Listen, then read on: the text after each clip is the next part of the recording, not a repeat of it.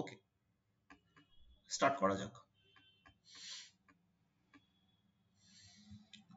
তো আমরা জানি যে একটা নিউক্লিয়াস মানে অ্যাটমিক নিউক্লিয়াস তৈরি হয় প্রোটনস এবং নিউট্রনস দিয়ে। প্রোটনস গুলো চার্জড এবং নিউট্রনস গুলো আনচার্জড। প্রোটন গুলো পজিটিভলি চার্জড আরো স্পেসিফিক্যালি বলতে গেলে, এবং নিউট্রন গুলো নিউট্রাল। আমার এক লোকজন এখন জয়েন করছে, গৌরব আছে। সো একটা ছবি এখানে দেখানোর চেষ্টা করেছি আমি। যেটা ইম্পর্টেন্ট, যেটা বুঝতে হবে সেটা হচ্ছে যে যেহেতু প্রোটন গুলো পজিটিভলি চার্জড, সুতরাং প্রোটনদের মধ্যে একটা চিরকালীন ইলেকট্রোস্ট্যাটিক রিপালশন থাকবে। তাহলে ওইটুকু একটা ক্ষুদ্রাতি ক্ষুদ্র নিউক্লিয়াসের মধ্যে কিরকম ভাবে আমার প্রোটনস গুলো কেন একই সঙ্গে ওরকম জমাট বেঁধে নিউট্রনসের সঙ্গে এক জায়গায় বসে থাকবে, তার কারণটা হচ্ছে একটা কাইন্ড অফ ফোর্স আছে যেটা এই নিউক্লিয়ার লেভেলে দেখতে পাওয়া যায়। সেটা হচ্ছে স্ট্রং নিউক্লিয়ার ফোর্স। আমি আরো ডিটেলসে আসবো। একটা গোটা নিউক্লিয়াসের যদি আমি চার্জ দেখতে চাই, that would depend on the number of protons and that is denoted by the atomic number Z. আমার একটা নিউক্লিয়াসের সাইজ কার উপর নির্ভর করবে? That basically depends on the mass number এ। যতগুলো প্রোটন এবং যতগুলো নিউট্রন আছে সব মিলিয়ে মাস নাম্বার এ তৈরি হয়। এবং অনেকে যারা এখন 5th সেমিস্টারে আছিস এবং নিউক্লিয়ার ফিজিক্স পড়ছিস ডিএসসি তে, তারা জানিস যে মডার্ন ফিজিক্সও কিছুটা পড়া হয়েছে। একটা নিউক্লিয়াসের radius is proportional to mass number to the power 1/3। একটা নিউক্লিয়াসের অ্যাঙ্গুলার মোমেন্টাম থাকবে, ইলেকট্রিক মোমেন্ট থাকবে, ম্যাগনেটিক মোমেন্ট থাকবে, এবং সেই ইলেকট্রিক এবং ম্যাগনেটিক মোমেন্টস গুলো ডাইপোল, কোয়াড্রুপোল, অক্টুপোল অনেক রকম হতে পারে। তোদের মনে হতেই পারে যে এগুলো কেন আমরা পড়ছি, এগুলো কেন কাজে লাগবে। সত্যি কাজে লাগবে। আমি কিভাবে কাজে লাগবে আমি সেটা দেখাবো আস্তে আস্তে।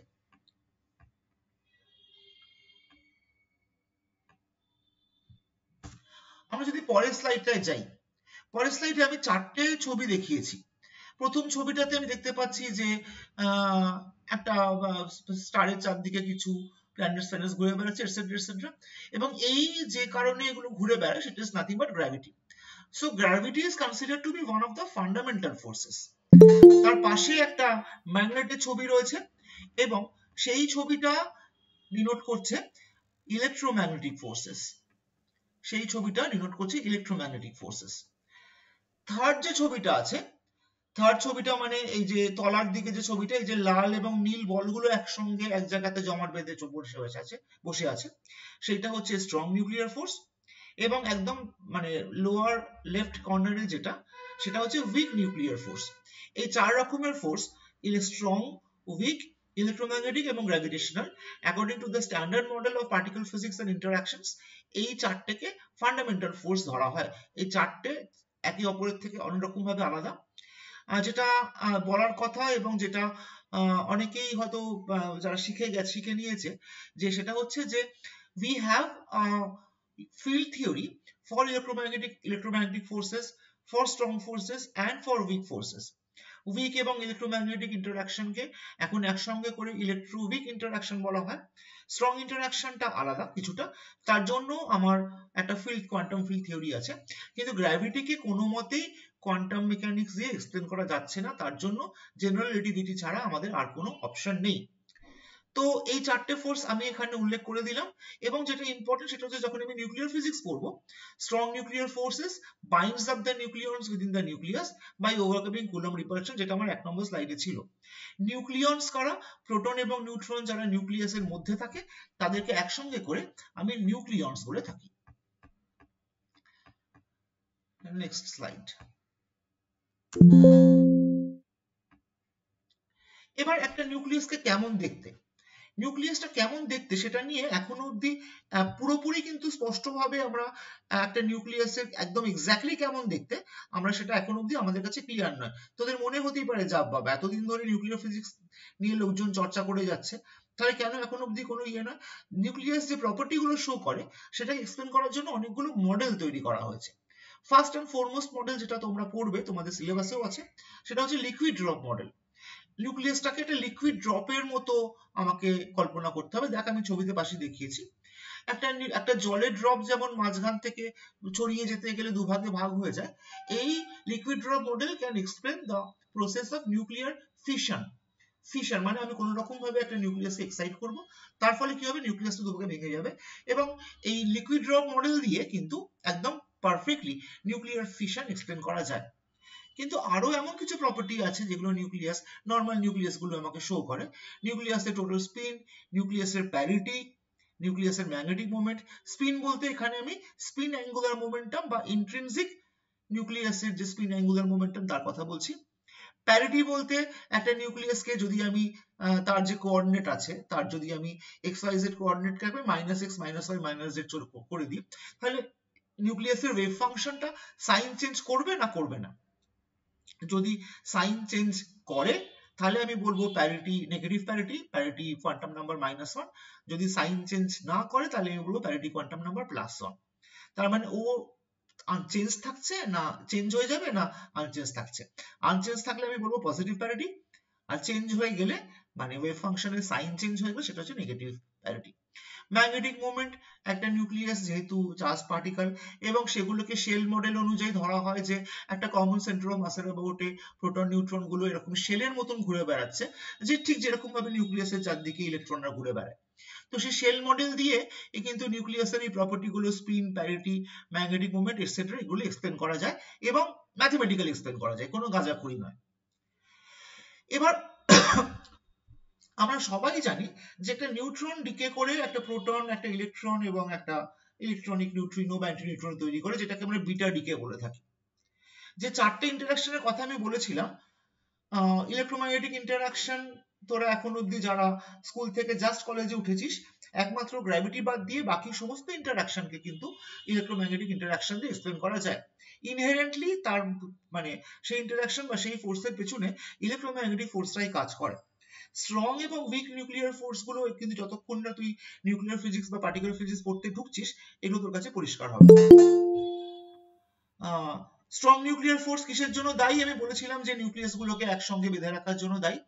উইক নিউক্লিয়ার ফোর্স বেসিক্যালি কি করে, বিটা ডিকে বা এইরকম কিছু জিনিস যেগুলো মানে যেগুলো আমরা চোখে দেখতে পাই আর কি, মানে রেডিও অ্যাক্টিভ ডিকে হচ্ছে যেগুলো বিটা ডিকে, মানে পজিট্রন বেরিয়ে আসছে বা নেগেট্রন বা ইলেকট্রন বেরিয়ে আসছে একটা নিউক্লিয়াস থেকে, বা একটা ইলেকট্রন ক্যাপচার হচ্ছে, এই ধরনের বিটা ডিকে গুলো এক্সপ্লেন করার জন্য কিন্তু আমার উইক ইন্টারাকশন প্রয়োজন। এবার তোদের মনে হতেই পারে যে কেমন একটা মানে উল্টো পাল্টা লাগছে, একবার স্ট্রং একবার, যদি সবই নিউক্লিয়ার লেভেলে হয় তাহলে সবার জন্য একটাই ফোর্স নয় কেন? আমি সেটাতে আসবো আমার পরবর্তী স্লাইডে। আমরা জানি যে একটা নিউট্রন খুব ইজিলি প্রোটনে ডিকে করে যায়, তাহলে প্রোটন কেন নিউট্রনে ডিকে করবে না? এক নম্বর, this is a very important and pertinent question. So সেটার একটা এক্সপ্লেনেশন দেওয়ার চেষ্টা করা হয়েছে ফার্মি গ্যাস মডেল দিয়ে। তিন রকম নিউক্লিয়ার মডেলের নাম তোমরা একটু জেনে রাখো। লিকুইড ড্রপ মডেল একদম 1 নম্বর, 2 নম্বর হচ্ছে শেল মডেল এবং 3 নম্বর হচ্ছে ফার্মি গ্যাস মডেল। এই তিন রকম মডেল দিয়ে নিউক্লিয়াসের বিভিন্ন প্রপার্টি গুলোকে এক্সপ্লেন করার চেষ্টা করা হয়েছে, কিন্তু এখনো অবধি কোনো ইউনিফাইড মডেল আমাদের জানা নেই যে একটা সিঙ্গেল মডেল দিয়ে সমস্ত কিছু আমাদের নিউক্লিয়ার প্রপার্টি গুলো জানা হয়ে যাবে। আমি পরের স্লাইডে যাই। তোদের যদি কিছু কোয়েশ্চেন থাকে, you are always welcome to ask questions to the chat box দিয়ে আমাকে জিজ্ঞেস করবি। পরেরটাই আমরা আসবো নিউক্লিয়ার রিঅ্যাকশনে। দেখো আমরা স্পন্টেনিয়াস রেডিও অ্যাক্টিভ ডিকে জানি, alpha decay, beta decay, gamma decay, আমরা সেই একদম ছোট্টবেলা থেকে পড়ে এসেছি। আলফা ডিকে মানে সেখান থেকে একটা আলফা পার্টিকেল বেরোবে। আলফা পার্টিকেল মানে হচ্ছে একটা হিলিয়াম নিউক্লিয়াস যার ভেতরে দুটো প্রোটন এবং দুটো নিউট্রন আছে, মানে চারটে নিউক্লিয়নের সমষ্টি, গোটাটাই নিউক্লিয়াস থেকে বেরিয়ে আসতে পারে। এছাড়া বিটা ডিকে হতে পারে। বিটা ডিকে দেখো এখানে ছবির মধ্যে বিটা প্লাস বিটা মাইনাস দেওয়া আছে। এছাড়া আমার গামা রে বেরোতে পারে নিউক্লিয়াস থেকে। যেটা ইম্পর্টেন্ট সেটা হচ্ছে যে স্পন্টেনিয়াসলি বা নিজে থেকেই একটা নিউক্লিয়াস এর থেকে কেন রেডিও অ্যাক্টিভিটি হবে। নিউক্লিয়াস যদি এক্সাইটেড থাকে, এক্সাইটেড নিউক্লিয়াস মানে সবাই তো চাইবে গ্রাউন্ড স্টেটে বা কম এনার্জি স্টেটে নামতে। তো একটা নিউক্লিয়াস যখন এক্সাইটেড থাকে সেখান থেকে ওর নিজেকে ডি এক্সাইট করে এরকম ভাবে রেডিও অ্যাক্টিভ দিয়ে মানে রেডিও অ্যাক্টিভিটি করে বা পার্টিকেল এমিট করে। আমরা ছোটবেলাতে পড়ে এসেছি যে যদি আমরা চারটে রেডিও অ্যাক্টিভ সিরিজ জানতাম, uranium series, neptunium series, plutonium series, সবাই লাস্টে এসে কিন্তু রেডিয়াম সিরিজ, সবাই লাস্টে এসে কিন্তু লেড 200 ওয়াটে এসে থেমে যায়, কারণ লেড 200 ওয়াট হচ্ছে স্টেবলেস্ট অফ দ্য অ্যাটমস, স্টেবিলাইজড আমি বলবো না, মানে রেডিও অ্যাক্টিভিটিটা লেডে এসে বন্ধ হয়ে যায়। আমরা 4টে রেডিও অ্যাক্টিভ সিরিজের নাম শুনেছি। একই সঙ্গে কোনো একটা নিউক্লিয়াস থেকে আলফা ডিকে হতে পারে, বিটা ডিকে হতে পারে। প্রথমে আলফা হলো, তারপরে বিটা ডিকে হলো, মানে পরপর যখন আমরা সিরিজগুলো দেখতে থাকি নিউক্লিয়াসের রেডিও অ্যাক্টিভ সিরিজগুলোতে, সেই সিরিজগুলোতে আমি দেখতে পারি যে দুটো আলফা পরে একটা বিটা বেরোলো, তারপরে একটা গামা বেরোলো, তারপর আরো দুটো বিটা বেরোলো, আবার একটা গামা বেরোলো, এরকম ভাবে এই মানে সিরিজগুলো চলতে থাকে। সবাই আলটিমেটলি এসে লেডে থামবে। বিটা ডিকেও একই রকম ভাবে হতে পারে, মানে পার্টিকেল, মানে একটা নিউক্লিয়াসের মধ্যে একটা নিউট্রন ভেঙে গিয়ে একটা প্রোটন তৈরি হলো, একটা ইলেকট্রন এবং একটা ইলেকট্রনিক অ্যান্টিনিউট্রনও বাইরে বেরিয়ে আসবে। আর বিটা ডিকে 3 রকমের হয়, আমি বললাম একটু আগে। পজিট্রন ডিকে হয়, মানে একটা পজিট্রন বেরোতে পারে। নেগেট্রন বা নেগেট্রন মানে বেসিক্যালি ইলেকট্রন, সেটা বেরোতে পারে। বা আউটার অরবিট থেকে একটা অ্যাটমের যে ফার্স্ট অরবিটে যে ইলেকট্রনটা আছে, সেই ইলেকট্রনটা নিউক্লিয়াস ক্যাপচার করে ইলেকট্রন ক্যাপচার প্রসেস হতে পারে। এরকম 3 ধরনের beta decay possible. Gamma decay basically একদম পুরো নিউক্লিয়াস থেকে গামা রে বেরিয়ে আসবে। নরমালি গামা রে আলফা বা বিটা ডিকে কে ফলো করে।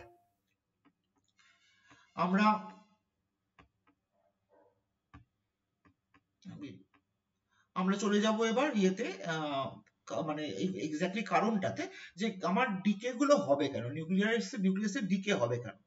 1 নম্বর কারণ হতে পারে যে নিউক্লিয়াসটা এক্সাইটেড আছে, ডি এক্সাইট করবে। এবার ডি এক্সাইট মানে আমি ওটাকে ঠিক মানে লজিক্যালি বুঝতে হবে, মানে এক্সাইটেশনটা কিসের জন্য।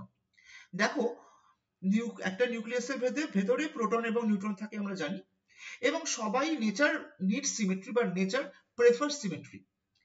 নিউক্লিয়াস চাইবে প্রোটন এবং নিউট্রনের নাম্বারটাকে সমান করতে, কিন্তু যেটা অসুবিধা হতে পারে সেটা হচ্ছে যে প্রোটন যদি সংখ্যায় বাড়ে তাহলে ইলেকট্রোস্ট্যাটিক রিপালশনও বাড়বে, কারণ সবকটা প্রোটন পজিটিভ চার্জ।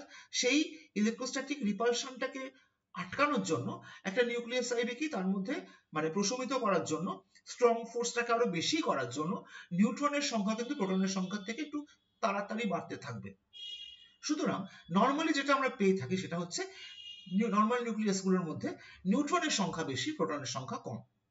এটা একটু রেডিও অ্যাক্টিভ মানে বিটা স্টেবিলিটি দেওয়ার চেষ্টা করে। কিন্তু মাঝে মাঝে মানে আমি যদি মানে হাই মাস নাম্বারের দিকে চলে যাই বা হাই অ্যাটমিক নাম্বারের দিকে চলে যাই, সেটা সবসময় পসিবল হয় না। তো ওই নিউট্রনটা ডিকে করে ও প্রোটনে কনভার্ট করে নিজেকে স্টেবিলাইজ করা বা নিউট্রন প্রোটন নাম্বারটাকে সিমেট্রাইজ করার চেষ্টা করে। সবসময় সেটা পসিবল হয় বলবো না আমি, কিন্তু চেষ্টা করবেও, এবং সেই চেষ্টাটাই ইয়ে হয় স্পন্টেনিয়াস রেডিও অ্যাক্টিভ ডিকে দিয়ে।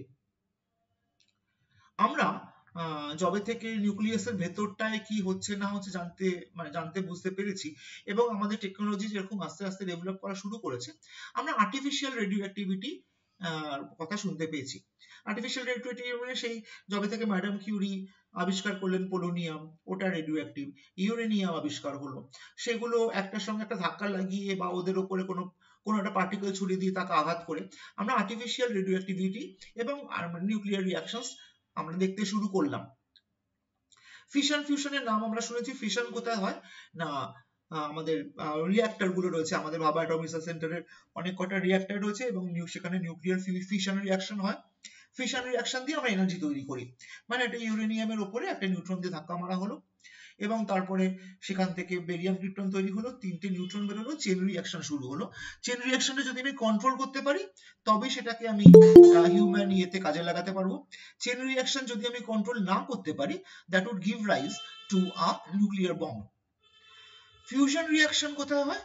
প্রত্যেকটা নক্ষত্রের মধ্যে ফিউশন রিঅ্যাকশন হয়, আমাদের সানের মধ্যেও হচ্ছে, এবং সেই জন্য ফিউশন রিঅ্যাকশনটা বেসিক্যালি হচ্ছে দুটো প্রোটন একসঙ্গে মিলিয়ে একটা ডয়টেরন তৈরি করলো, দুটো ডয়টেরন একসঙ্গে মিলিয়ে একটা আলফা পার্টিকেল তৈরি করলো। এরকম ভাবে খুব অল্প জায়গার মধ্যে প্রচন্ড হাই এনার্জি এবং প্রচন্ড বেশি টেম্পারেচারে একটা নিউক্লিয়াসের একটা নিউক্লিয়নের সঙ্গে আরেকটা নিউক্লিয়নকে আমি ফিউজ করছি, and that is basically a fusion reaction.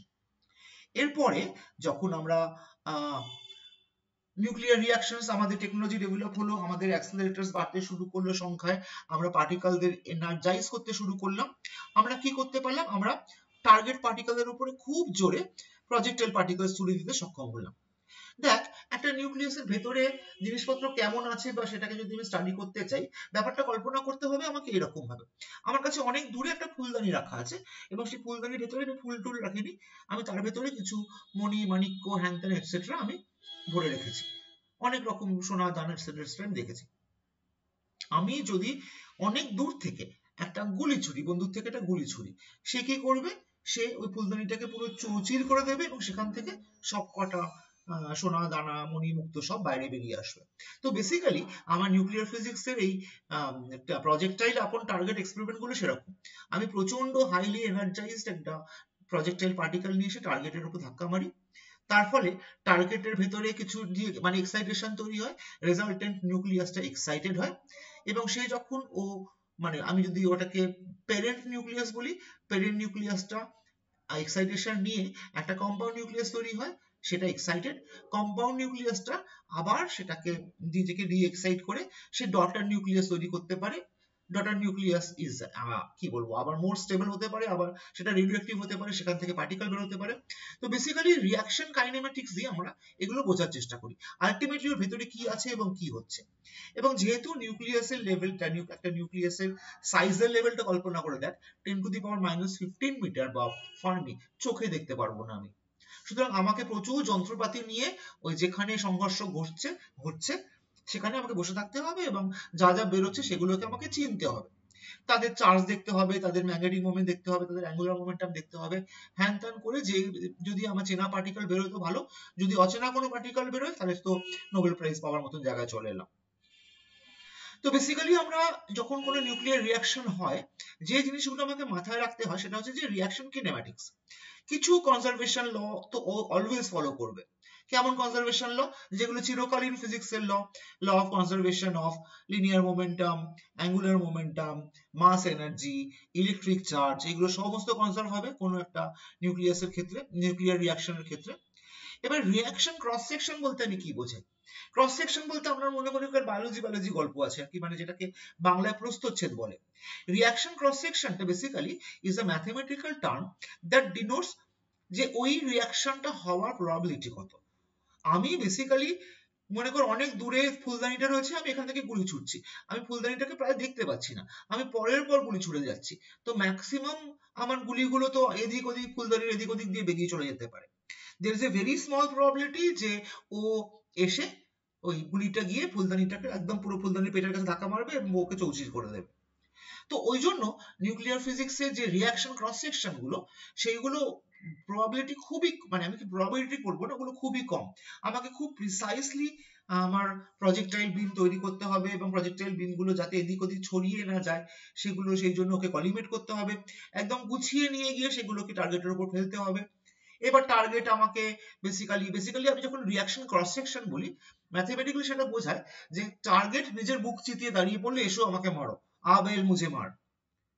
তো এটাকেই কতটা সে এরিয়া প্রজেক্টাইলের দিকে প্রজেক্ট করলো তাকে আমরা রিঅ্যাকশন ক্রস সেকশন বলি। এবং সে যদি বেশি এরিয়া প্রজেক্ট করে ক্রস সেকশন বেশি হবে, রিঅ্যাকশন হওয়ার প্রবাবিলিটি বেশি হবে। যদি তার ক্রস সেকশন মানে বুক চিতিয়ে দেওয়া ক্রস সেকশন যদি ছোট হয় তাহলে আমার রিঅ্যাকশন রেট কম হবে। তো বেসিক্যালি এই রিঅ্যাকশন ক্রস সেকশনটা আমরা মেজার করি একটা ইউনিট দিয়ে, সেই ইউনিটটাকে বলা হয় বার্ন, BARN, সেটা 10⁻⁻28 মিটার স্কয়ার, খুবই কম।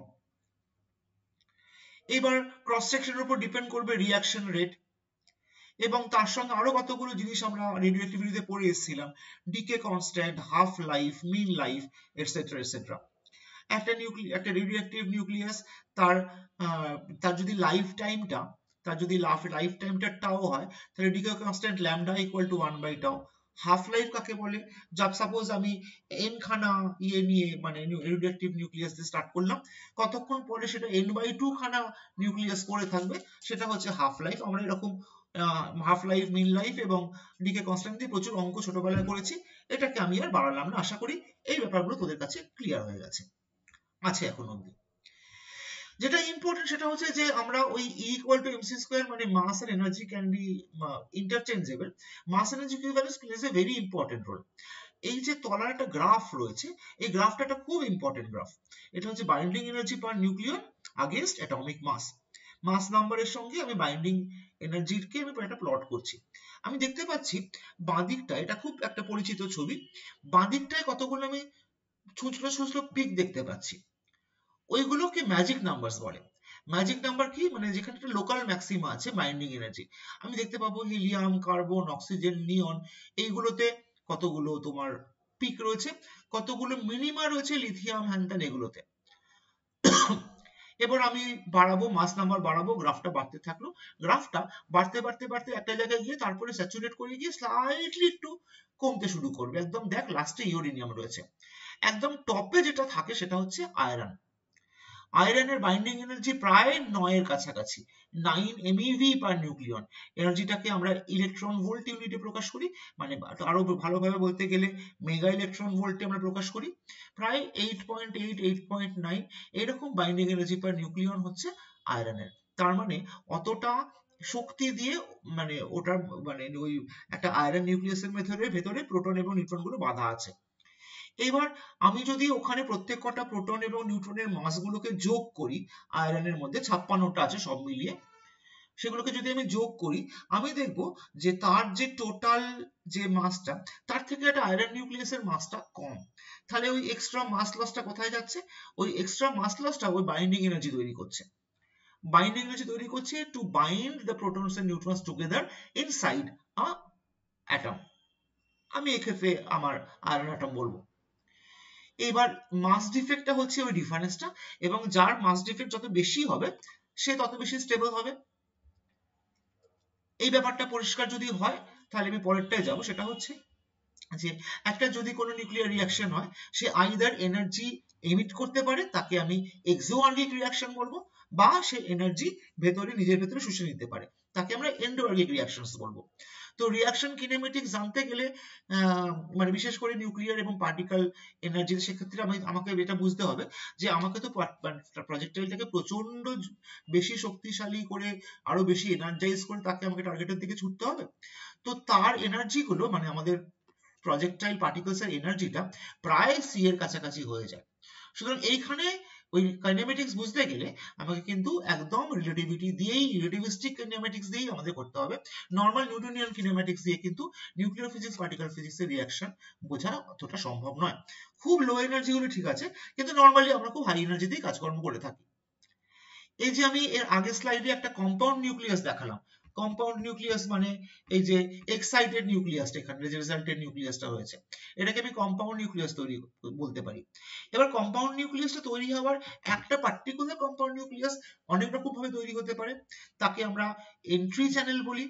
একটা কম্পাউন্ড নিউক্লিয়াস অনেক রকম ভাবে ডিকে করতে পারে, তাকে আমরা এক্সিট চ্যানেল বলি। তো এই এন্ট্রি চ্যানেল কিভাবে কম্পাউন্ড নিউক্লিয়াস তৈরি হলো এবং ও কিভাবে ডিকে করবে, এইটার জন্য একটা খুব বিখ্যাত আমাদের এক্সপেরিমেন্ট হয়েছিল, আমাদের কলকাতাতেই হয়েছিল সায়েন্স কলেজে, এবং সেই এক্সপেরিমেন্টটা করেছিলেন এস.এন. ঘোষাল, সমরেন্দ্রনাথ ঘোষাল। তো ঘোষালস এক্সপেরিমেন্ট বুঝিয়ে দিয়েছিল আমাকে যে এই ব্যাপারটা ইন্ডিপেন্ডেন্ট, ও কিভাবে জন্মেছে এবং কিভাবে মারা যাবে, মানে কিভাবে কম্পাউন্ড নিউক্লিয়াসটা তৈরি হয়েছে এবং কিভাবে কম্পাউন্ড নিউক্লিয়াসটা ডিকে করবে, they are completely independent of each other. এটাকে বলা হয় ইন্ডিপেন্ডেন্স হাইপোথিসিস, এন্ড এই ইন্ডিপেন্ডেন্স হাইপোথিসিসটা প্রপোজ করেছিলেন স্বয়ং নিলস বোর, এবং ঘোষালস এক্সপেরিমেন্ট সেই ইন্ডিপেন্ডেন্স হাইপোথিসিসকে প্রুভ করেছিল। আমাদের কলকাতার সায়েন্স কলেজের, মানে রাজাবাজার সায়েন্স কলেজে কিন্তু এই মানে এই এক্সপেরিমেন্টটা করা হয়েছিল। নিশ্চয়ই বুঝতে পারছো তাহলে যে আমাদের যে কোনো নিউক্লিয়ার ফিজিক্সের টেক্সট বুকে কিন্তু এস এন ঘোষালের নামটা রয়েছে, এবং সেটা আমাদের বেশ গর্বের একটা ব্যাপার। আমি পরের স্লাইডে যাব। নিউক্লিয়াসটা কেমন সেটা তো নিউক্লিয়ার মডেল দিয়ে আমি বুঝতে চেষ্টা করলাম। আমাদের স্ট্রাকচারটাকে আরেকটু যদি আমি ভালো করে বুঝতে চাই, তাহলে এই জিনিসগুলো আমাকে মাথায় রাখতে হবে। কাকে আইসোবার বলে আমাদের জানা আছে। আইসোবার মানে যে সমস্ত নিউক্লিয়াসের মাস নাম্বার এটা সেম কিন্তু অ্যাটমিক নাম্বার জেডটা ডিফারেন্ট, তাকে আমরা আইসোবার বলি। আইসোটোপ কাদের বলি? যাদের অ্যাটমিক নাম্বার জেডটা সেম কিন্তু মাস নাম্বার এটা ডিফারেন্ট। আইসোটোন আমি কাদের বলি? যে সমস্ত নিউক্লিয়াসের নাম্বার অফ নিউট্রন সমান, প্রোটন নাম্বার ভ্যারি করতে পারে এবং সেই একই রকম ভাবে আমার মাস নাম্বার এও ভ্যারি করতে পারে।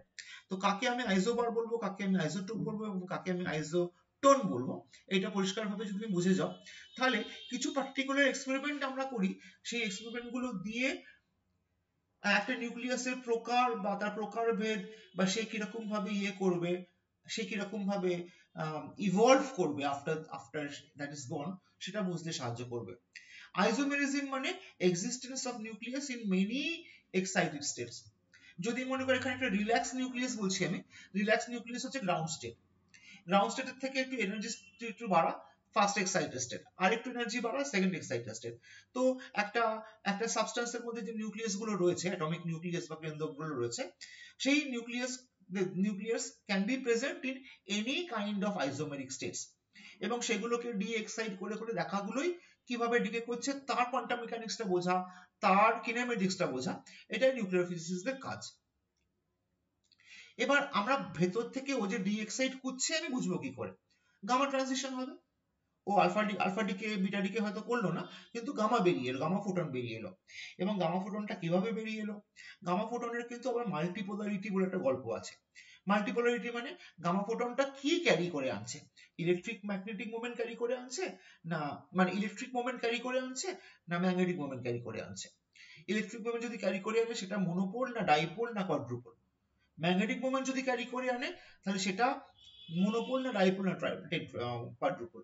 তাহলে যদি আমি গামারে যেটা বাইরে বেরিয়ে আমার হাতের নাগালে আসছে সেটার মাল্টিপোলারিটি যদি আমি ভালো করে মানে সেটা মাল্টিপোলারিটি চেনার আমার কাছে প্রচুর নিয়ম মানে ইয়ে আছে, টেকনিক আছে, তার মানে আমি ওই মাল্টিপোলারিটি ট্রানজিশনটা দেখে আমি বুঝতে পারবো যে নিউক্লিয়াসটা কি ছিল এবং কি হলো, কোন স্টেটে ছিল এবং কোন স্টেটে নামলো। সুতরাং এই ফোটন গুলোকে চেনাটা কিন্তু খুব ইম্পর্টেন্ট ব্যাপার।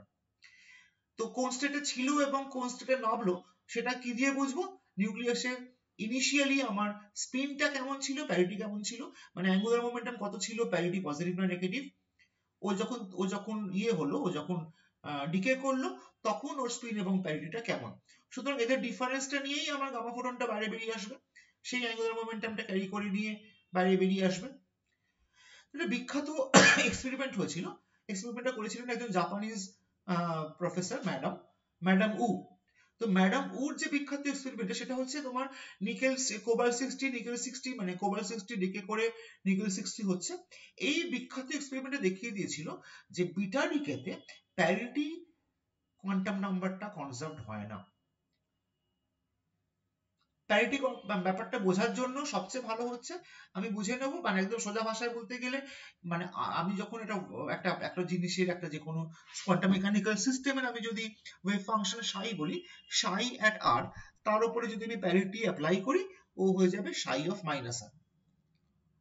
তাহলে বিটা ডিকে হওয়ার আগে যা প্যারিটি ছিল বিটা ডিকে হওয়ার পরে নিউক্লিয়াসটা প্যারিটি কি সেম থাকবে? আমি দেখবো না, নিউক্লিয়াসের প্যারিটি বাইরে মানে চেঞ্জ হয়ে গেছে।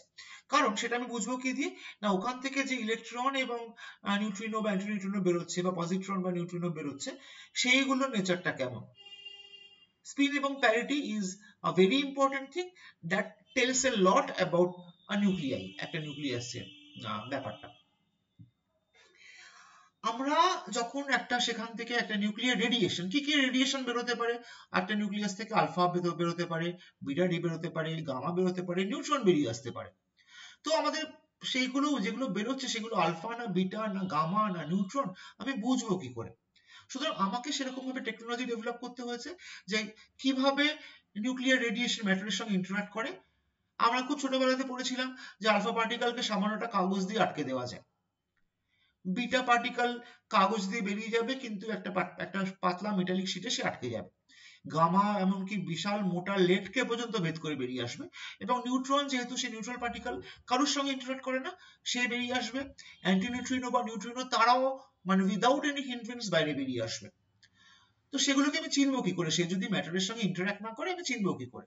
তিন ধরনের ইন্টারঅ্যাকশন হয়, আয়োনাইজেশন, স্ক্যাটারিং এবং attenuation. What do I mean by ionisation?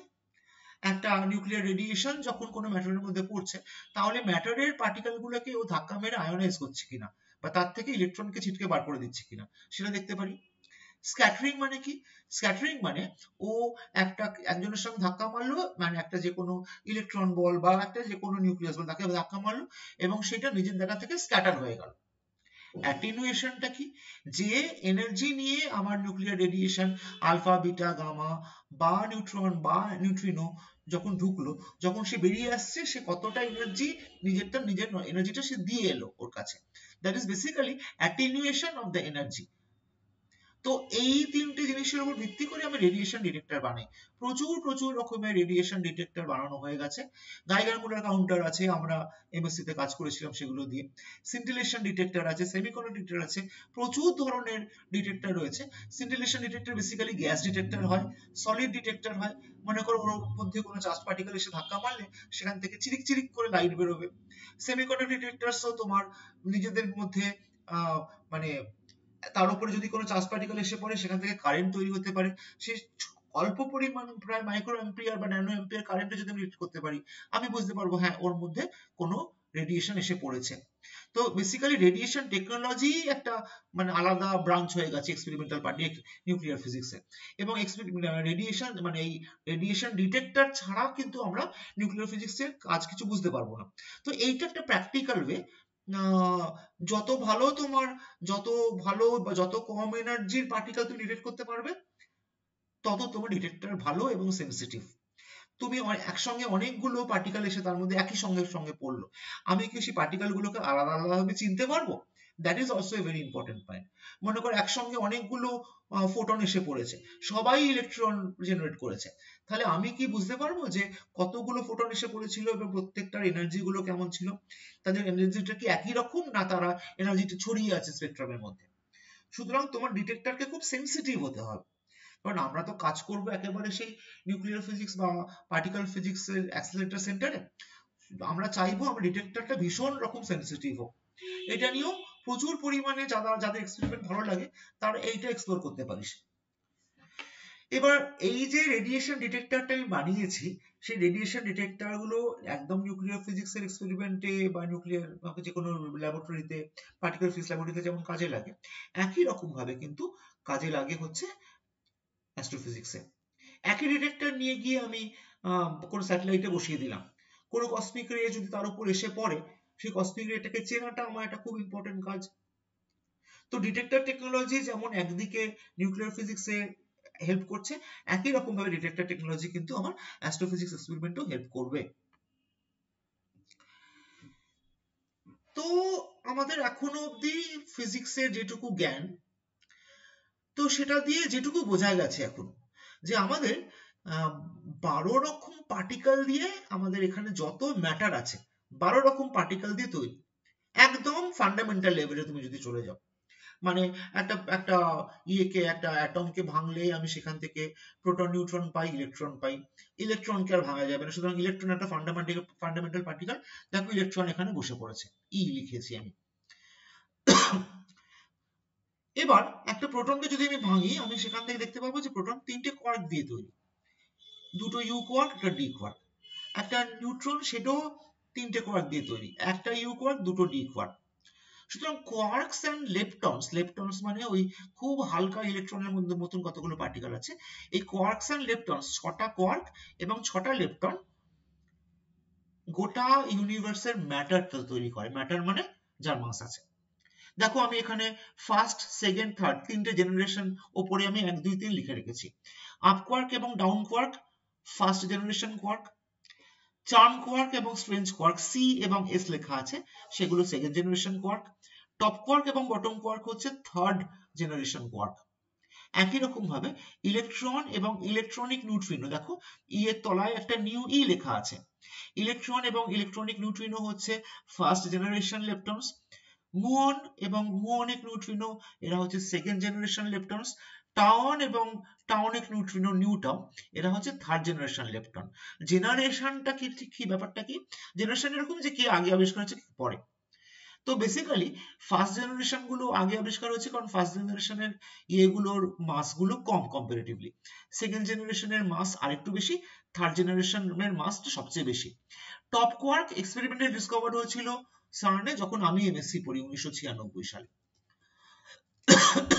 তো এই 6টা কোয়ার্ক 6টা লেপটন এবং অবশ্যই এদের অ্যান্টি পার্টিকেল গুলো, মানে আপ কোয়ার্কের জন্য অ্যান্টি কোয়ার্ক থাকবে, অ্যান্টি আপ থাকবে, ডাউনের জন্য অ্যান্টি ডাউন থাকবে, ইলেকট্রনের জন্য পজিট্রন থাকবে, ইলেকট্রনিক নিউট্রিনোর জন্য ইলেকট্রনিক মানে অ্যান্টি নিউট্রিনো থাকবে। সুতরাং এই যে 6টা গোলাপি রঙের কোয়ার্ক, গোলাপি রংটা আমি এমনি বলছি আলাদা করে বোঝানোর জন্য, এবং 6টা এই যে সবুজ রং দিয়ে আমি লেপটন দেখিয়েছি, কোয়ার্কস এবং লেপটনস এদের নেচার গুলো আলাদা। কিন্তু একদিকে ওরা সেম, এরা সবাই কিন্তু ফার্মিয়ন। ফার্মিয়ন মানে এদের সবার হাফ ইন্টিগ্রাল স্পিন আছে। আমরা শুধু এটুখানি আগে থেকে জানতাম যে ইলেকট্রনের spin angular momentum, intrinsic spin angular momentum বা intrinsic angular momentum half. Half মানে হাফ এইচ ক্রস, প্ল্যাঙ্কস কনস্ট্যান্টের এইচ ক্রসের বাই 2।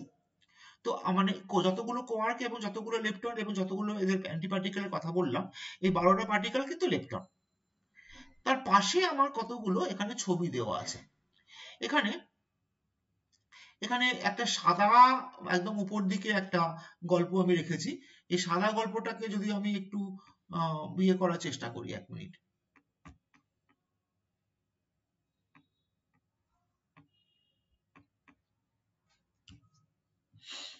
একদম উপরে এই সাদাটাকে আমি এখন ফর টাইমিং বাদ দিচ্ছি, একটা গোলাপি রঙের গ্লুঅন দেখতে পাচ্ছি। গ্লুঅন, গ্লুঅনটা বেসিক্যালি হচ্ছে ইন্টারঅ্যাকশনটাকে ক্যারি করে, স্ট্রং ইন্টারঅ্যাকশন। আর তুই খেয়াল করে দেখ, এই যে আমার 6টা কোয়ার্ক আছে, সেই 6টা কোয়ার্কটাকে আমি এই গ্লুঅনের সঙ্গে একটা একই ইয়ের মধ্যে রেখেছি। গ্লুঅনটা হচ্ছে স্ট্রং ইন্টারঅ্যাকশনের মিডিয়েটর পার্টিকেল। স্ট্রং ইন্টারঅ্যাকশনের মিডিয়েটর পার্টিকেল মানে স্ট্রং ইন্টারঅ্যাকশন যখন হবে একটা, তখন একটা আপ কোয়ার্ক আরেকটা আপ কোয়ার্কের দিকে একটা গ্লুঅন ছুড়ে দেবে এবং সেই গ্লুঅনটাকে ওর কাছে টেনে নিয়ে আসবে। গ্লুঅন কথাটা গ্লু এর সঙ্গে, গ্লু মানে আঠা, তো বেসিক্যালি বেশ আঠালো সম্পর্ক আর কি। মানে স্ট্রং ইন্টারঅ্যাকশনটা ওই জমাট বেঁধে এক জায়গায় সবাইকে রাখতে হেল্প করে। গ্লুঅন ছোড়াছুড়ি করে স্ট্রং ইন্টারঅ্যাকশন হয়। এরপরে আমি খেয়াল করে দেখ, তলে একটা গামা লিখেছি, গামার সঙ্গে একটা এইচ হিগস বোসন রেখেছি এবং যত কটা কোয়ার্ক আছে এবং যত কটা লেপটনের প্রথমগুলো আছে, ইলেকট্রন, মুয়ন, টাও লেপটন, তাদেরকে সঙ্গে করে হিগসকে নিয়ে আমি একটা আলাদা একটা মানে বড় একটা ইয়ে এঁকেছি। এই গল্পটা কি, বেসিক্যালি সবকটা তোমার কোয়ার্ক এবং এই যে 3টে লেপটন, ইলেকট্রন, মুয়ন এবং টাও লেপটন, এরা প্রত্যেকে হচ্ছে ইলেকট্রিক্যালি চার্জড, প্রত্যেকে ইলেকট্রিক্যালি চার্জড। এবং যাদের মধ্যে ইলেকট্রিক্যাল চার্জ হবে তারা অবশ্যই ইলেকট্রোম্যাগনেটিক ইন্টারঅ্যাকশন করবে। এবং ইলেকট্রোম্যাগনেটিক ইন্টারঅ্যাকশনের মিডিয়েটর পার্টিকেলটা হচ্ছে ফোটন। আমি বারবার এই মিডিয়েটর পার্টিকেল বলছি, মানে মেসেঞ্জার পার্টিকেল আর কি। মেসেঞ্জার মানে যারা ইন্টারঅ্যাকশনটা ঘটাবে, ঘটকের কাজ করবে।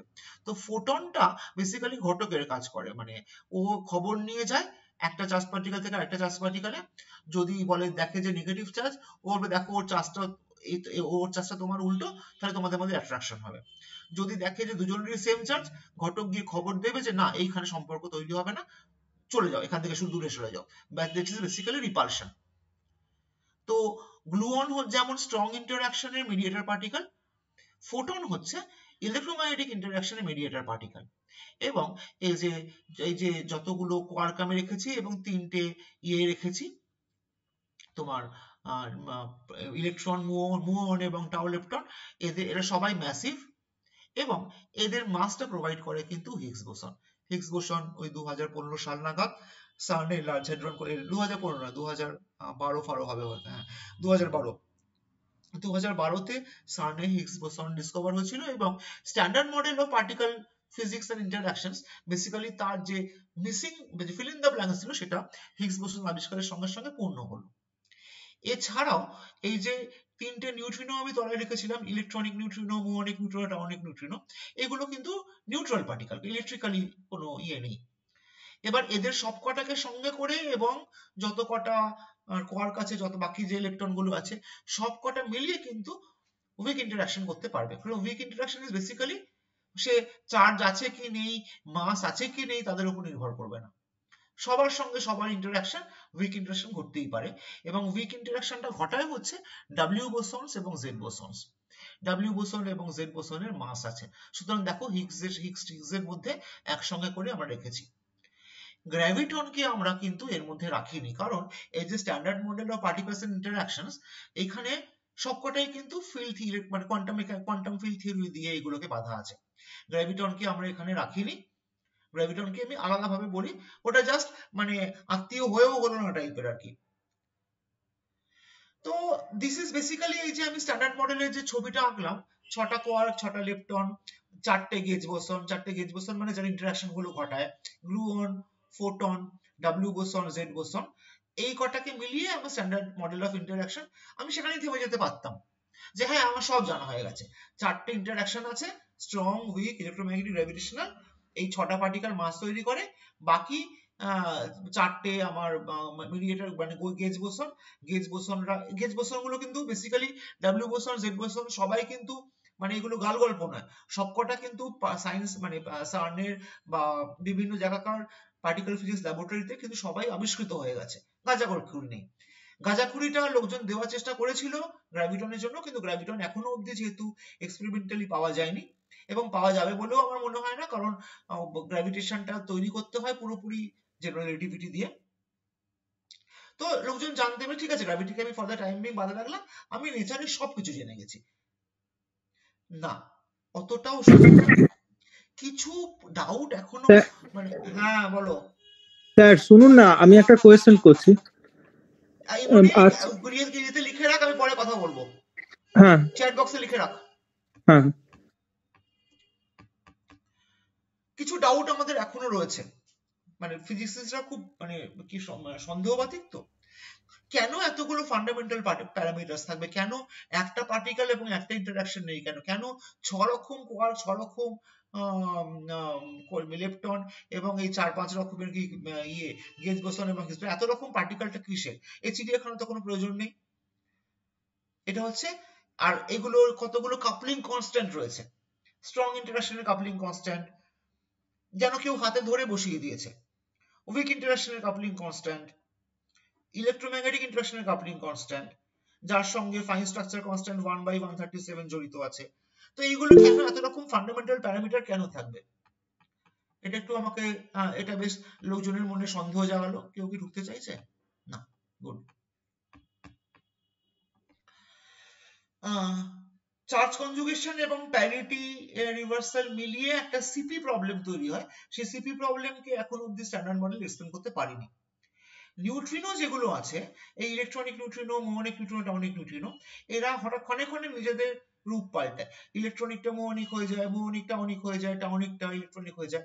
এর কারণ এখনো অবধি কিন্তু স্ট্যান্ডার্ড মডেল আমাকে বলতে পারেনি। আমাদের ইউনিভার্সে ম্যাটার ডমিনেটেড, মানে আমাদের ইউনিভার্স ম্যাটার ডমিনেটেড, কিন্তু আইডিয়ালি যতটা ম্যাটার ঠিক ততখানি অ্যান্টিম্যাটার থাকার কথা ছিল, যতগুলো ইলেকট্রন এক্স্যাক্টলি ততগুলো পজিট্রন থাকার কথা, যতগুলো আপকোয়ার্ক ঠিক ততগুলো আমার অ্যান্টি আপকোয়ার্ক থাকার কথা। তাহলে এই ম্যাটার অ্যান্টিম্যাটার অ্যাসিমেট্রিটা আসছে কেন আমাদের ইউনিভার্সে, এটা একটা কোয়েশ্চেন। হায়ারার্কি প্রবলেম, সবাই তো বলে যে আগে একটা ইন্টারঅ্যাকশন ছিল সেখান থেকে সব আলাদা আলাদা হয়েছে, তো আগে গ্র্যাভিটেশনাল আলাদা হয়েছে না আগে স্ট্রং আলাদা হয়েছে, এটা নিয়ে এখনো দ্বিমত আছে। ইলেকট্রোম্যাগনেটিক এবং উইক ইন্টারঅ্যাকশনকে একসঙ্গে করে ইলেকট্রো-উইক ইন্টারঅ্যাকশন করা হয়েছে, সেটা একদম লাস্টে আলাদা হয়েছিল, কিন্তু স্ট্রং আগে বেরিয়ে গেছে গ্রুপ থেকে না গ্র্যাভিটেশন আগে বেরিয়ে গেছে, সেই হায়ারার্কিটা নিয়ে কিন্তু এখনো প্রশ্ন রয়েছে। আমরা দেখব যে dark matter, dark energy is a basic burning problem in particle physics, astronomy, astrophysics, মানে যেটা গৌরব একদম প্রথম দিকের দিনে লেকচারে বলেছিল, আমরা আমাদের দুনিয়ার মাত্র 5% জানি, 95% অজানা, তার মধ্যে প্রায় 70% আমার ডার্ক এনার্জি, 25% ডার্ক ম্যাটার, 95 হলো, বাকি 5% জানি। তো ডার্ক ম্যাটার, ডার্ক এনার্জির নেচার কি, সেই ব্যাপারটা কি, আমি তো কিছুই বুঝতে পারছি না, সে সম্বন্ধে স্ট্যান্ডার্ড মডেল আমাদের কিছু বলে দেয়নি। গ্র্যাভিটেশনের মানে জেনারেল রিলেটিভিটির সঙ্গে স্ট্যান্ডার্ড মডেলের একটা পার্টিনেন্ট প্রবলেম আছে, কারণ জেনারেল রিলেটিভিটি যেটা গ্র্যাভিটেশনকে গাইড করে সেটা কিন্তু কোনো রকম ভাবেই কম্প্যাটেবল নয় with quantum field theory. Quantum field theory দিয়ে কিন্তু স্ট্রং, উইক এবং ইলেকট্রোম্যাগনেটিককে মানে একটা ছকে বাঁধা গেছে, যে গ্র্যাভিটিকে সেই ছকে বাঁধার চেষ্টাই আমি করতে পারছি না। সিঙ্গুলারিটি যেখানে মানে বিগ ব্যাং এবং ব্ল্যাক হোল, সিঙ্গুলারিটি গুলোর কাছে এসে স্ট্যান্ডার্ড মডেল ভেঙে পড়ে কোনোভাবেই। এই যখন ইউনিভার্সের স্টার্টিং পয়েন্ট বিগ ব্যাং এবং ব্ল্যাক হোলের ইভেন্ট হরাইজন, সেই জায়গা থেকে স্ট্যান্ডার্ড মডেলের কোনো ফিজিক্স কিন্তু খাটে না। সুতরাং beyond the standard model physics এখন আমাদের সামনে একটা বেশ মানে দুর্দান্ত রিসার্চ টপিক আর কি। সুপার সিমেট্রি দিয়ে এক্সপ্লেন করার চেষ্টা করা হচ্ছে। সুপার সিমেট্রি মানে যেন প্রত্যেকটা ফার্মিয়নের একটা করে বোসনিক পার্টনার আছে। ফার্মিয়ন মানে আমি আবার বলছি যাদের হাফ ইন্টিগ্রাল স্পিন, বোসনিক মানে যাদের ইন্টিগ্রাল স্পিন। তো প্রত্যেকটা ফার্মিয়নের একটা করে বোসনিক পার্টনার আছে, প্রত্যেকটা বোসনের একটা করে ফার্মিয়নিক পার্টনার আছে। সেই গল্পটা বলে হচ্ছে সুপারসিমেট্রি নামে একটা থিওরি। গ্র্যান্ড ইউনিফাইড থিওরি যেটা জিইউটি যেটাকে বলা হয়, স্ট্রিং থিওরি তার মধ্যে একটা। স্ট্রিং থিওরি তার মধ্যে এক্সট্রা ডাইমেনশনস ধরা হয়, যে আমাদের ইউনিভার্স একটা বেসিক্যালি 3 ডাইমেনশন নয়, বেসিক্যালি 10 ডাইমেনশনস। সেখানে কিছু পাতলা সুতোর মতন স্ট্রিং নড়ানড়ি করছে। স্ট্রিং থিওরি সেরকম ভাবে ম্যাটারকে ধরার চেষ্টা করে, কিন্তু ওই যে একটা কথা বলা হয়েছিল, আনলেস এন্ড আনটিল তোমার থিওরি যতই সুন্দর, ম্যাথমেটিক্যালি এলিগেন্ট হোক, এস্থেটিক্যালি বিউটিফুল হোক, আনলেস এন্ড আনটিল তুমি ল্যাবরেটরিতে সেটাকে দেখতে পাচ্ছ, কেউ মেনে নেবে না। সুতরাং গ্র্যান্ড ইউনিফাইড থিওরিজ এবং ডার্ক মানে এক্সট্রা ডাইমেনশনস কিন্তু এখনো অবধি ওই থিওরিটিক্যাল স্টেজেই পড়ে আছে, আনলেস এন্ড আনটিল প্র্যাকটিক্যালি কিছু আমি করে দেখাতে পাচ্ছি। এখানে আর কিছু সেরকম ভাবে লোকজনের কিছু করার নেই। থিওরি, হ্যাঁ, একদম পুরো হার্ডকোর ম্যাথমেটিক্যাল থিওরি লোকজন ডেভেলপ করেছে এবং এখনো অবধি করে যাচ্ছে। অনেকের বক্তব্য হচ্ছে যে ডার্ক ম্যাটারের নেচারটা জানলেই নাকি সব জানা হয়ে যাবে। তো দেখা যাক, তো সেটা তো স্ট্যান্ডার্ড মডেল দিয়ে বোঝা যাবে না। So beyond the standard model physics is a very important part of research নাওয়াডেজ। তো সেগুলো আমরা জানবো কি করে? আমাদের বিশাল বিশাল রিঅ্যাক্টর মানে ইয়ে তৈরি করা হয়েছে, অ্যাক্সিলারেটর তৈরি করা হয়েছে। সার্নের লার্জ হ্যাড্রন কোলাইডার তার মধ্যে একটা। 1908 সাল থেকে সার্নের লার্জ হ্যাড্রন কোলাইডার কাজ করে চলেছে এবং নিত্যদিন সেখানে মানে তোমার কলিশন ঘটানো হয়। প্রোটন গুলোকে একটা প্রোটনের সঙ্গে আরেকটা প্রোটনকে ধাক্কা লাগানো হয় 13 টেরা ইলেকট্রন ভোল্ট এনার্জিতে। ভাব, টেরা মানে কত, মেগা হচ্ছে 10 টু দি পাওয়ার 6, গিগা হচ্ছে 10 টু দি পাওয়ার 9 এবং টেরা হচ্ছে 10 to the power 12। 10 to the power 12 electron volt energy, 10 to the power 12 electron volt মানে 10 to the power 12 into 1.6 10 to the power -19, প্রচন্ড শক্তিশালী ইয়েতে। তো সেখানে যখন লার্জ হ্যাড্রন কোলাইডারের মধ্যে প্রোটনের সঙ্গে প্রোটন ধাক্কা লাগানো হচ্ছে, তো সেখান থেকে আমি কি কি মানে আমার জানার কি কি জানতে আমি পারি, আর্লি ইউনিভার্স কেমন ছিল। কারণ ওই যে আমি আমরা যেটা বলে থাকি পার্টিকেল ফিজিক্স কমিউনিটিতে, সেটা হচ্ছে লার্জ হ্যাড্রন কোলাইডারের মধ্যে মিনি ব্যাং হচ্ছে। বিগ ব্যাং যেগুলো ইউনিভার্স তৈরি হওয়ার সময় হয়েছিল, আমরা খুব অল্প সময়ের জন্য ল্যাবরেটরির মধ্যে মানে সার্নের এই পার্টিকেল ফিজিক্স ল্যাবরেটরি গুলোর মধ্যে এই যখন ও ঘুরে ঘুরে ঘুরে ঘুরে এই যে তলায় একটা এরকম পাইপ দেখিয়েছি আমি, এটাকে বিম পাইপ বলে। তো সেই বিমের মধ্যে ঘুরে ঘুরে যখন ওরা প্রচন্ড ভাবে একে মানে এনার্জাইজ হয়ে একে অপরের সঙ্গে ধাক্কা লাগায়, তখন একটা মিনি ব্যাং মানে প্রায় বিগ ব্যাং এর কাছাকাছি ওরকম একটা জিনিস তৈরি হয়েছিল। এবং যেরকম ভাবে বিগ ব্যাং এর পরে ইউনিভার্স একটা কোয়ার্গুলন প্লাজমা স্টেটে ছিল, ওই কোয়ার্গুলন প্লাজমা স্টেটটা খুব অল্প সময়ের জন্য সার্নে তৈরি হয়। আমি নিজে কোয়াগুলন প্লাজমাতে কাজ করে এসেছি। কোয়াগুলন প্লাজমা যে তৈরি হয়েছিল তার মানে সার্ন এক্সপেরিমেন্টে তৈরি হয়েছিল, তার সিগনেচার আমি নিজে স্টাডি করেছি। ম্যাটার অ্যান্টিম্যাটার অ্যাসিমেট্রিটা কেন আসছে, কিভাবে আসছে, সেটাও কতটা অ্যাকচুয়ালি ম্যাটার অ্যান্টিম্যাটার অ্যাসিমেট্রি আছে, ম্যাটার আমাদের ইউনিভার্সে অ্যান্টিম্যাটার থেকে কতটা এক্সিড করছে, সেটাও কিন্তু সার্নের এক্সপেরিমেন্ট দিয়ে প্রুভ করা যাবে। সুপারসিমেট্রিক পার্টিকেলস বা পার্টনার্স চেষ্টা করা হচ্ছে। কম্পোজিটনেস মানে আমাদের মানে এই যে তোমার এন্টায়ার ব্যাপারগুলো পার্টিকেলগুলো একে অপরের সঙ্গে রিলেটেড, সেই কম্পোজিটনেস টেস্ট করা হচ্ছে। গ্র্যান্ড ইউনিফাইড থিওরিজ যেগুলো লোকজন বলেছিল সেগুলো প্রুভ করা হচ্ছে। এক্সট্রা ডাইমেনশনস এবং গ্র্যাভিটেশনের খোঁজ চলেছে এবং খুব টাইনি ব্ল্যাক হোলস যদি তৈরি হতে পারে। লার্জ হ্যাড্রন কোলাইডার কন্টিনিউয়াসলি কাজ করে যাচ্ছে। 4টে বড় বড় এক্সপেরিমেন্ট ওখানে আছে, অ্যালিস, অ্যাটলাস, এলএইচসিবি। তো এই 4টে বড় বড় এক্সপেরিমেন্ট চতুর্দিকে সেই যেখানে কলিশন হচ্ছে তার চারদিকে বড় বড় ডিটেক্টর তাক করে প্রতি মুহূর্তে গুচ্ছ গুচ্ছ গুচ্ছ গুচ্ছ ডেটা আমাদের কাছে চলে আসছে এবং সেই ডেটা শেয়ার করে। তোমরা নিশ্চয়ই জানো যে ইন্টারনেটটা প্রথম তৈরি করেছে হয়েছিল কিন্তু সার্নে। সেই ইন্টারনেটটা আমরা কিভাবে এরকম কাজে লাগাচ্ছি তোমরা জানো, আমি তোমাদের ক্লাসটাও নিচ্ছি ইন্টারনেটে। তো বেসিক্যালি যেরকম ভাবে গৌরব বলছিল যে অ্যাস্ট্রোনমি অ্যাস্ট্রোফিজিক্সের ডেভেলপমেন্টের ব্যাপারটার সঙ্গে টেকনোলজি রিলেটেড, পার্টিকেল ফিজিক্সের ডেভেলপমেন্টের সঙ্গেও কিন্তু অ্যাক্সিলারেটর রিলেটেড। এবং এই যে এতগুলো জিনিস আমি বলছি, এইগুলো তুই খেয়াল করে দেখ, ওই যে আর্লি ইউনিভার্স কসমোলজি তো আমরা সেটাই চেষ্টা করি, আর্লি ইউনিভার্স কিভাবে তৈরি হয়েছিল, তারপরে কিভাবে ইভলভ করলো। সুতরাং বেশ অনেকটাই জিনিসপত্রগুলো আমার এর মধ্যে মানে দুটোর মধ্যে মিল রয়ে গেছে এবং সেইগুলোকেই আমরা পড়ার চেষ্টা করি। এবার আমি ডাইরেক্টলি ঢুকে যাব যে নিউক্লিয়ার ফিজিক্স দিয়ে আমি কিরকম ভাবে পার্টিকেল মানে অ্যাস্ট্রোফিজিক্সকে বোঝার চেষ্টা করি। এক নম্বর হচ্ছে স্টেলার ইভলিউশন।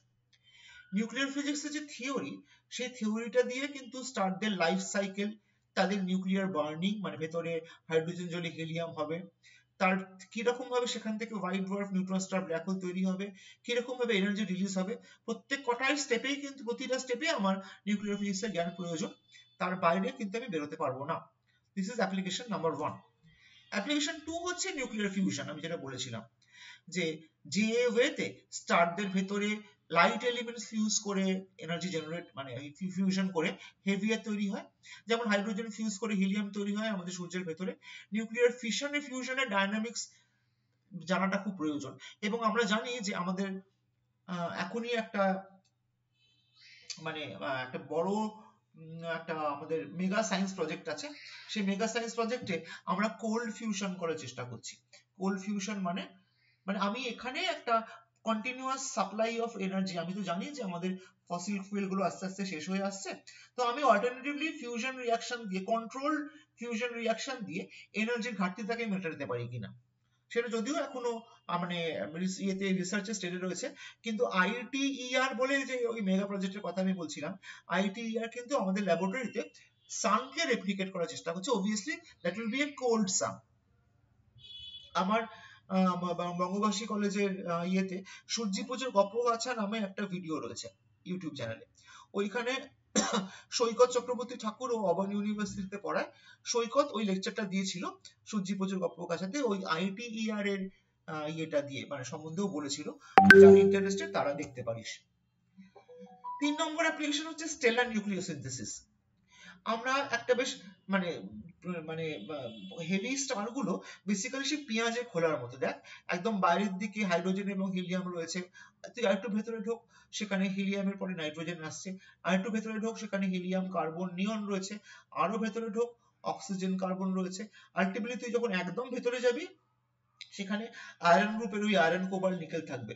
তো এগুলো বেসিক্যালি স্টারের মধ্যে যেটা হয় সেটা নিউক্লিওসিনথেসিস হয়, মানে হাইড্রোজেনের থেকে হেভি এলিমেন্ট গুলো কিন্তু নিউক্লিয়ার ফিউশনের মধ্যে দিয়ে স্টারদের ভেতরে হেভি এলিমেন্টস তৈরি করে। থেমে যায় কোথায় এসে না আয়রন এসে। কেন আয়রন এসে থেমে যায়? কারণ তোমাদের ওই বাইন্ডিং এনার্জি গ্রাফটা মনে আছে যেখানে আমি বলেছিলাম যে আয়রনের বাইন্ডিং এনার্জি প্রায় 8.8 MeV পার নিউক্লিয়ন, যেহেতু ওখানে সবচেয়ে বেশি বাইন্ডিং এনার্জি ওইখানের ভেতরেই ওই মানে সুতরাং একটা স্টারের একদম ভেতর দিকে গেলে তুমি আয়রন কোবাল্ট নিকেল এরকম ইনার্ট কোর পেতে পারো। তো নিউক্লিয়ার ফিউশন প্রসেসগুলোর মধ্যে স্লো নিউট্রন ক্যাপচার হতে পারে, র্যাপিড নিউট্রন ক্যাপচার হতে পারে।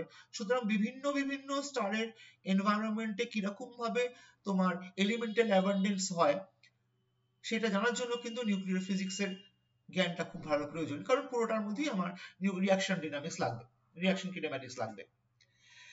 4 নম্বর হচ্ছে সুপারনোভা এক্সপ্লোশন।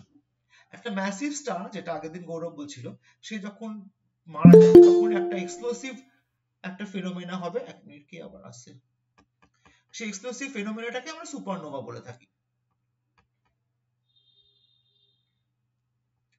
তো সুপারনোভা এক্সপ্লোশন এবং সেখান থেকে তার ডায়নামিক্সটা বোঝার জন্য কিন্তু আমার এটা প্রয়োজন, নিউক্লিয়ার ফিজিক্সের জ্ঞান প্রয়োজন। তো বেসিক্যালি সেই সুপারনোভার পরে তার কোর কোল্যাপস করে সেই নিউট্রন স্টার বা ব্ল্যাক হোল হবে, নাকি নিউক্লিওসিনথেসিস আর তার ভেতরে নিউক্লিওসিনথেসিস হয়ে সেই ওই মানে সুপারনোভা এক্সপ্লোশনের মধ্যে দিয়ে সে চাঁদ দিকে ইন্টারস্টেলার মিডিয়ামের মধ্যে সেই হেভি এলিমেন্টস গুলোকে ছিটকে বাইরে বার করে দেবে কিনা, সেই পুরো ডাইনামিক্সটা কিন্তু আমাকে ইয়ে থেকে জানতে হবে। সুপারনোভা এক্সপ্লোশন মানে নিউক্লিয়ার ফিজিক্সের জ্ঞানটা এখানেও আমার লাগবে। নেক্সট কামস টু কসমিক রে ইন্টারঅ্যাকশনস। বেসিক্যালি তোমার nuclear reactions occur in cosmic রে ইন্টারঅ্যাকশনস উইদিন দ্য আর্থস অ্যাটমসফিয়ার। এবং অ্যাস্ট্রোফিজিক্স যদি খেয়াল করে দেখো কতগুলো আমি ছবি এঁকেছি, এখানে সান আছে, এখানে একটা সানের দূরে একটু বিটেলগোস রয়েছে, আরো কতগুলো স্টার রয়েছে। তার মানে কি গোটা জায়গাটা দিয়ে এন্টায়ার ইন্টারস্টেলার মিডিয়ামের মধ্যে দিয়ে কিন্তু কসমিক রেজ একটা জায়গা থেকে আরেকটা জায়গায় ছুটে যাচ্ছে, এবং সে যখনই কোনো স্টেলার এনভায়রনমেন্টে ঢুকবে সেই কসমিক রে কিরকম ভাবে ইন্টারঅ্যাক্ট করবে স্টেলার মেটেরিয়ালের সঙ্গে, তার থেকে নতুন কি বেরিয়ে আসবে, সেই জ্ঞানটাও কিন্তু আমাকে আলটিমেটলি জ্ঞানটা ধার করতে হবে নিউক্লিয়ার ফিজিক্স থেকে। সুতরাং এই কসমিক রে ইন্টারঅ্যাকশনস উইদিন দ্য ইন্টারস্টেলার মিডিয়াম এবং বাইরে, that basically very much needs knowledge of nuclear physics. আমি ওই যে বলেছিলাম যে নিউট্রিনো গুলো অসিলেট করে, মানে ম্যাট্রিক্স বিন্দু অসিলেশন, যে ওই ইলেকট্রনিক নিউট্রিনো মাঝে মাঝে মুওনিক হয়ে যায়, মুওনিক মাঝে মাঝে টাউনিক হয়ে যায়। এই যে নিউট্রিনো গুলো মানে বিভিন্ন নিউক্লিয়ার প্রসেস দ্বারা তৈরি হয়, তারা কিন্তু অ্যাস্ট্রোফিজিক্সে খুব ইম্পর্টেন্ট রোল প্লে করে। আমরা যখন মাল্টি ওয়েভলেন্থ অ্যাস্ট্রোনমি করি, মানে নিউট্রিনো অ্যাস্ট্রোনমি বলেও একটা গল্প আছে, যেটা আমরা বলছিলাম আগের দিন, গৌরব বলছিল যে এন্টায়ার ইলেকট্রোম্যাগনেটিক স্পেকট্রামের মধ্যে থেকে আমরা আমাদের অপটিক্যাল টেলিস্কোপ আছে, আমাদের ইনফ্রারেড টেলিস্কোপ আছে, আমাদের গামা রে টেলিস্কোপ আছে, আমাদের রেডিও টেলিস্কোপ আছে, নিউট্রন ধরেও কিন্তু সেখান থেকেও আমার কিন্তু ইনফরমেশন পাওয়া যায় নিউট্রিনো ধরে। নিউট্রিনোটা কোত্থেকে আসছে, কি ইনফরমেশন, লুকোনো ইনফরমেশন ক্যারি করে নিয়ে আসছে, সেইটাও কিন্তু প্রুভ করাটা খুব ইম্পর্টেন্ট। কারণ নিউট্রিনো বেরিয়ে আসে কিন্তু অনেক কটা অ্যাস্ট্রোনমিক্যাল প্রসেস থেকে, ফিউশন থেকে বেরোতে পারে, সুপারনোভার কোর কোলাপস থেকে বেরোতে পারে, এমনকি একদম সেই বিগ ব্যাং এর সংকেত সে বহন করে নিয়ে আসতে পারে আমার কাছে। সুতরাং এবং তোরা নিশ্চয়ই জানিস যে নিউট্রিনো হচ্ছে একদম সবচেয়ে হালকা, মানে প্রায় মাস, জিরো মাস বললেও চলে, কিন্তু নিউট্রিনোর মাস আছে এখন দেখা গেছে, ও জিরো মাস ইলেকট্রিক্যালি নিউট্রাল। প্রতি মুহূর্তে আমার ওপর দিয়ে, আমার শরীরের মধ্যে দিয়ে লক্ষ লক্ষ কোটি কোটি নিউট্রিনো পাস করে যাচ্ছে, আমি কিছু বুঝতেই পারছি না। সেই ইনফরমেশনটা যদি কোন রকম ভাবে আমি ধরতে পারতাম, তাহলে হয়তো জগৎ সংসার তৈরি হওয়ার বা অ্যাস্ট্রোনমি বা অ্যাস্ট্রোফিজিক্স বা কসমোলজির সেই ইম্পর্টেন্ট কোয়েশ্চেন গুলোকে আমি উত্তর জানতে পারতাম, যদি আমি এই নিউট্রিনোর মেসেজ গুলোকে চিনতে পারতাম বা বুঝতে পারতাম। 7 নম্বর হচ্ছে কসমোলজিক্যাল নিউক্লিওসিনথেসিস। যেমন স্টেলার নিউক্লিওসিনথেসিস হয়, তেমনি কসমোলজিক্যাল নিউক্লিওসিনথেসিস। আমি যদি প্রথমে একটা ছবি তোমাদের দেখাই, যে মনে করো এখানে একটা বিগ ব্যাং হয়েছে, তারপর এখানে কোয়ার্ক, লেপ্টন। স্যার হ্যালো, হ্যাঁ, কেউ স্যার কিছু বলছে? স্লাইডটা চেঞ্জ হচ্ছে না। হ্যাঁ, হ্যাঁ স্যার, এবার ঠিক আছে। ঠিক আছে। হ্যাঁ স্যার।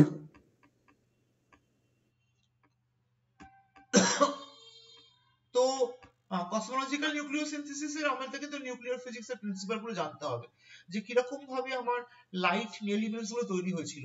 ইনিশিয়ালি আমার কোয়ার্ক কোয়ার্ক গুলো জমাট বেঁধে আমার হ্যাড্রন হলো, মানে প্রোটন নিউট্রন হলো।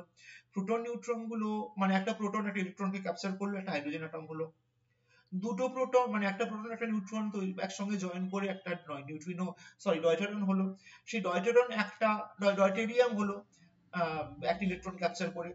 কিরকম ভাবে এই প্রাইমোরিয়াল নিউক্লিওসিনথেসিস হয়েছিল, মানে একদম ওই যখন কিচ্ছু ছিল না, সেখানে শুধু কোয়ার্ক ছিল, অ্যান্টি কোয়ার্ক ছিল, লেপটন ছিল, অ্যান্টি লেপটন ছিল, আর গ্লুয়ন ছিল। সেগুলো কিভাবে জমাট বেঁধে বেঁধে যখন প্রথম অ্যাটমটা তৈরি হলো, তখন আগে তো পুরোটাই অন্ধকার ছিল, এন্টায়ারলি পুরো অস্বচ্ছ ছিল ইউনিভার্সটা। তারপর যে মুহূর্তে একটা ইলেকট্রন ক্যাপচার হলো একটা প্রোটনের মধ্যে দিয়ে, এক্সট্রা এনার্জিটা বেরিয়ে গেল লাইট হিসেবে, তখন এন্টায়ার জায়গাটা আলোকময় হয়ে উঠলো। তার মানে এই জায়গাটাকে বলা হয় যে তোমার basically light became decoupled from matter, ওই ইপোকটাকে বা ওই এরাটাতে। তারপরে তোমার প্রোটন নিউট্রন জমাট বাঁধতে বাঁধতে হিলিয়াম থেকে আস্তে আস্তে আরো তোমার হেভিয়ার, অবভিয়াসলি তার জন্য আবার ফিউশন রিঅ্যাকশন লাগবে। মানে এই যে, মানে প্রথম দ্য ফার্স্ট 3 মিনিটস, একটা বইয়ের নাম আমি আগের দিন বলছিলাম। তো বেসিক্যালি এই বিগ ব্যাং এর ঠিক পরেই কিরকম ভাবে আমার নিউক্লিওসিনথেসিসটা হয়েছিল, সেটা বুঝতে গেলেও কিন্তু নিউক্লিয়ার ফিজিক্সের প্রিন্সিপাল গুলো জানতে হবে। এবং আমরা জানি যে আমাদের ইউনিভার্সের মধ্যে সবচেয়ে অ্যাবান্ডেন্টটা হচ্ছে হাইড্রোজেন, এবং তারপরেই হচ্ছে হিলিয়াম। তো এইগুলো কসমোলজিক্যাল মডেলগুলোকে চিনতে এবং বুঝতে আমাকে আরো বেশি হেল্প করবে। লাস্ট অ্যাপ্লিকেশন, এছাড়াও আরো প্রচুর কিছু আছে, আমি একদম ইনিশিয়ালি ফর স্টার্ট আমি এর থেকে বেশি ডিটেলসে যাইনি। এবার অ্যাক্রিশন ডিস্ক যেগুলো হয়, মনে করো কম্প্যাক্ট অবজেক্ট, ব্ল্যাক হোল বা নিউট্রন স্টারের চারদিকে আমরা জানি অ্যাক্রিশন ডিস্ক হয়, এবং অ্যাক্রিশন ডিস্কের মধ্যে তোমার যে এনার্জিটা বাইরে বেরিয়ে আসবে রেডিয়েশন হিসেবে, সেটা অবভিয়াসলি ভেতরে কিছু, ওই ডিস্কগুলোর মধ্যে কিছু নিউক্লিয়ার প্রসেস হচ্ছে, এবং ওই প্রসেসগুলোকে বুঝে, অ্যাক্রিশন ডিস্কের স্ট্রাকচারটা বুঝে, তার ডাইনামিক্সটা বুঝে, ওই আমার কাছে যে কম্প্যাক্ট বডিটা রয়েছে ব্ল্যাক হোল বা নিউট্রন স্টার, তার মানে ফিজিক্সটা আরো ভালোভাবে আমি বুঝতে পারবো। সুতরাং তোমরা যেটা দেখলে সেটা হচ্ছে যে নিউক্লিয়ার এবং পার্টিকেল ফিজিক্স ছাড়া কিন্তু, মানে তার নলেজটা কিন্তু আমি এড়িয়ে যেতে পারবো না বা পড়বো না বললে হবে না। কারণ এটার মধ্যে ইন্ট্রিনসিক কসমিক কানেকশন রয়েছে। যত বেশি আমি নিউক্লিয়ার ফিজিক্স ভালো বুঝতে পারবো, তত আমি stellar evolution, galaxy formation, cosmic element formation কিভাবে ডিস্ট্রিবিউটেড হয়েছে, হাই এনার্জি অ্যাস্ট্রোফিজিক্যাল ফিনোমেনা যেমন তোমার accretion disc, early universe cosmology, fundamental physics beyond the standard model, আস্তে আস্তে এগুলো নিউক্লিয়ার ফিজিক্সে যত আমার নলেজটা বেশি ভালো থাকবে, তত আমার অ্যাস্ট্রোনমি, অ্যাস্ট্রোফিজিক্স এন্ড কসমোলজির জ্ঞানটা আরো বেশি সমৃদ্ধ হবে।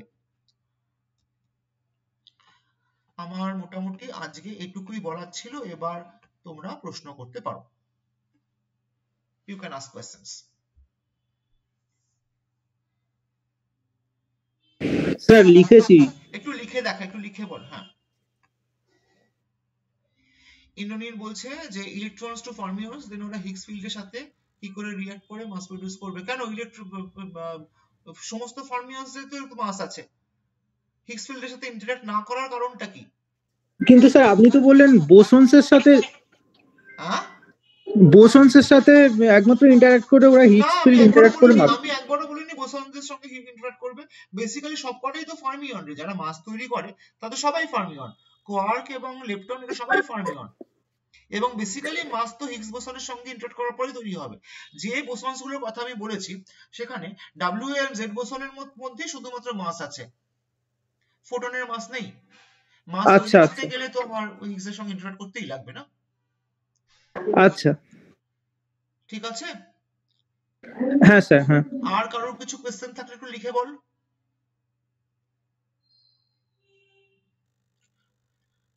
যারা ফিফথ সেমিস্টারে আছে তারা তো অনেকটাই নিউক্লিয়ার ফিজিক্স পড়েছিস, আমি খুব বেশি ডিটেলসে গেলাম না কারণ এখানে অনেক ফার্স্ট সেমিস্টারের স্টুডেন্টও রয়েছে। আরো কিছু কোয়েশ্চেন থাকলে আমাকে জিজ্ঞেস করতে পারিস।